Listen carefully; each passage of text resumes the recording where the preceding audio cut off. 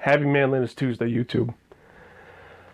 So, due to a recent death in my family, I didn't put out a video yesterday, and it did influence what I was going to talk about this week. I want to talk about Thanksgiving.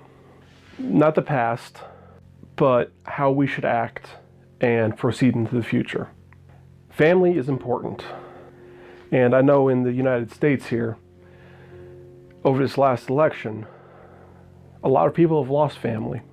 The holidays are a time to get together as a family. Family is a lot more important than any of us realize at any given moment. And a lot of times when you do realize it, it's tragically too late. So I'd like to talk to you about a few things to consider this Thanksgiving. They're mostly rules of etiquette, and it's not just this Thanksgiving, you should keep it in mind, but at any social gathering, to be honest. And a lot of these just are meant to make you a more congenial person, easier to get along with. And I'll be honest, there's no way of dealing with a drunken Uncle Ted. But anytime you can make a situation easier for everybody else, try to. It's family. And even more than that, it's Thanksgiving. Don't bicker about your differences. Don't argue about politics or religion or anything under the sun. Be thankful that you're together. There are so many people in this world that don't have their family for one reason or another. War, disease, famine, strife, political differences. That you really should take the time to appreciate each other's company and do whatever you can to make that company easier. And hopefully they'll do the same for you. So here's a few rules for getting along with each other, especially with people that you don't normally share time or space with. The first one is a huge pet peeve of mine. It's don't chew with your mouth open. Yeah, that really puts people off, especially on a holiday where you're supposed to eat vast quantities of food. So don't chew with your mouth open. In fact, spend 10 minutes on Google and familiarize yourself with eating etiquette. I don't care about, what fork or spoon you use. Not right now. Keep your arms in when you're eating. Keep your elbows off the table. When you need something, don't reach over somebody else's plate. Ask if they could pass it. Chew with your mouth shut. Don't talk with your mouth full of food. These sound like simple things, but when you get together with a lot of people, a lot of times you forget, or you don't practice these habits on a routine basis because the table that you would normally eat at is spread out enough that you can't reach around stuff and you can put your elbows on the table. And when you do chew with your mouth open, you're not spitting food in someone's face. But gatherings like the holidays, a lot of people get into a very confined space. Some of our own personal idiosyncrasies can really bug other people. Another one is shower and wear deodorant before you go out. There's going to be a lot of people in a small amount of space. But at the same token, don't wear strong cologne or perfume. Your job is to not stink. And if you wear too much of either, you're going to fumigate the room. And no one's going to want to be in there. And they're all going to blame you. So just don't. Wear half as much cologne or perfume as you do normally. Trust me. Also, please wear your deodorant.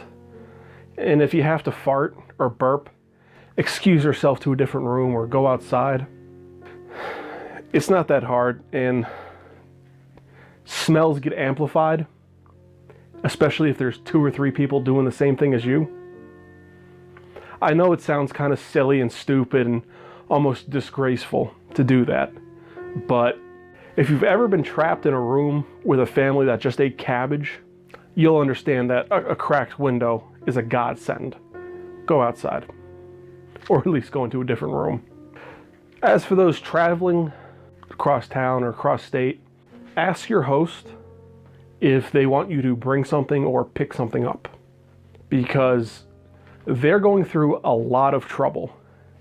They're preparing the bulk of the food most of the time, which also means the bulk of the expense.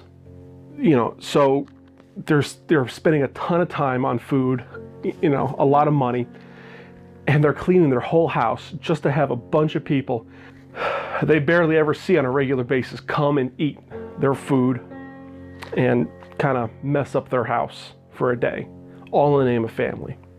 Be a gracious guest. Ask if they need anything. When you're done eating, thank the host and pick up after yourself, at least as much as they allow. If they don't protest you picking stuff up, keep picking stuff up until they have a clean house. And ask other guests to help. There's no reason you should be the only one, picking up after everyone, especially at a large party. However, if the host does protest, make them do it at least twice before you stop. And make sure you get at least a few things picked up before they notice. Because a good host doesn't want their guest to doesn't require a guest to do anything. But in the end, if every guest picks up just a little bit, that's going to save them a world of trouble. Now, the last thing that I believe we should talk about is, well, what not to talk about. It's very common to talk about people's jobs, how they're doing, their spouse, if there's any personal family. But at almost every family reunion I've been to, and I've been to several of mine and several other people's, uncomfortable topics get brought up. Religion, money, political affiliation, current events. If someone forces you, don't talk about these things. Please don't talk about these things. Avoid them as best as you can. But if you are forced to talk about them, take as neutral a stance as possible. Don't agree with anything they say. Don't disagree with anything they say. Just let them prattle on by themselves. I've found that's the best way to avoid a fight in situations where someone insists on talking about things that they shouldn't at an inappropriate time. That way, they can't blame you for your opinion. And they can't say to somebody else, well, so-and-so said that they agree with me, so, you're clearly in the wrong. And then someone you didn't even have a conversation with could end up being upset with you. Just avoid the topic altogether. Another one, sexuality. Avoid it. It makes a lot of people uncomfortable. And I know in this day and age, it's the second sexual revolution, where people are, straight, gay, bisexual, trisexual, cis, gendered, transgendered, multigendered, and a range of other things. Those topics holidays are not a time to grandstand about your pet project or your pet topic. It's about getting together with family, not alienating people. I'm not saying hide who you are, just don't grandstand about it.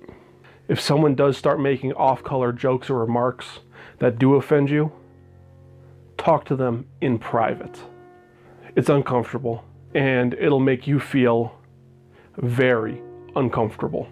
But on holidays, you have to do your best to get along, even with people that don't always share your ideas, beliefs, interests. Sometimes people are just bigoted. You have to accept that fact, make your peace with it, and handle it as best as you can.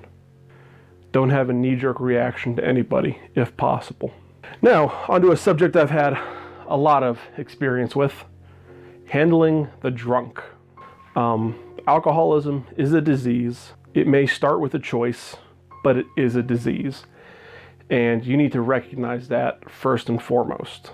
Very often they have little control or little to no control over what they do when around alcohol. And even less so once they start drinking.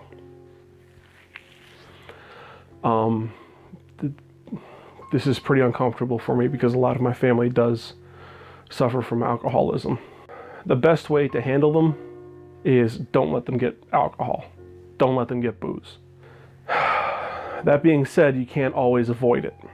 Now, I don't mean you have to not drink at your party. Of course you can drink at your party. You control your actions. You're not responsible for theirs. However, if you do find someone who's completely inebriated, get the alcohol away from them and get them some water. And their family, do your best to take care of them. Don't sit them in a cold shower and forget about them. I know a lot of people think that's a great way to cure alcohol, drunkenness. It's not. They can get hypothermic.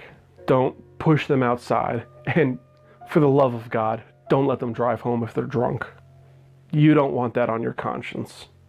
Letting your aunt or uncle or cousin, niece, nephew to be someone who died on Thanksgiving because you didn't have the wherewithal to withhold their keys. And understand, when they're drinking, they are not themselves. That really made me feel uncomfortable talking about. Jeez.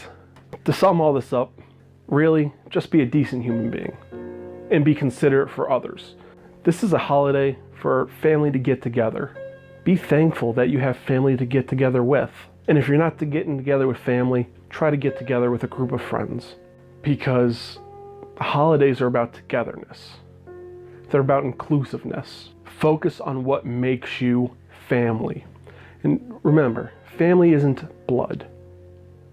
Not always. Family are the people that you love. Yes, they're people you're related to as well. They're people you love, that you share common interests with. I consider a lot of my friends to be family to me. Don't exclude people. Include everybody as much as you can. Be grateful for what you do have. I'd like to wish everyone, whether you celebrate it or not, a happy Thanksgiving. I hope you all are safe, and at the end of this, I hope you get home safe and sound, and have a good time. Or at least try your best to have a good time. I know it's not always easy, but try. Thanks for watching, everyone. I really appreciate you coming out, and I appreciate your understanding for me not getting a video out yesterday. This weekend didn't exactly go as planned. My Uncle Paul, my great Uncle Paul, passed away Saturday night, Sunday morning sometime. He was my grandfather's older brother, and I'm not going to give a eulogy of him. This is neither the time nor the place, but I would like to acknowledge his existence. He had a lot of flaws, he had a lot of bad habits, but he was a good man. And while I am sad and devastated about his passing,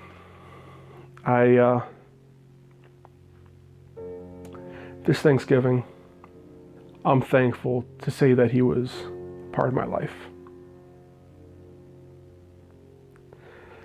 And even though the circumstances really suck, I'm thankful that I got to see my cousins that I don't normally see. And it's a terrible circumstance, but it's just one more reason for family to get together. And when I'm less emotional and there's not a death in my family currently, I will talk about funeral etiquette in the future. A lot of etiquette situations are the same for family gatherings. Just a little heads up. But yes, I'm thankful that my family is gathering, and I'm thankful he was a member of my life. Like I said, thanks for watching. I appreciate you coming out. And if you're new here, please consider hitting that subscribe button. I know there's 133 of you, and I can't wait to push that number up to 10,000 or more. So hit that subscribe button and join me. Usually every Monday, this is a Tuesday, every Monday and Friday. Every Monday is a Manliness Monday, and every Friday is a project video. For the Manliness Monday, I go over things like etiquette, beard care, gun safety, camping. And on Fridays, I do everything. Right now I'm building a set of shelves to honor my late great uncle. I built these shelves. I built, bottle stoppers and all sorts of things. And if there's any topic you'd like me to discuss, or any project you would like to see me build, please let me know in the comment section below. I love hearing from you guys. It really brightens my day up. Anyways, hit that subscribe button, and if you haven't, hit that like button. They both really help this channel out a lot. And remember, stay safe, stay alive, and be thankful for your family. See you next week.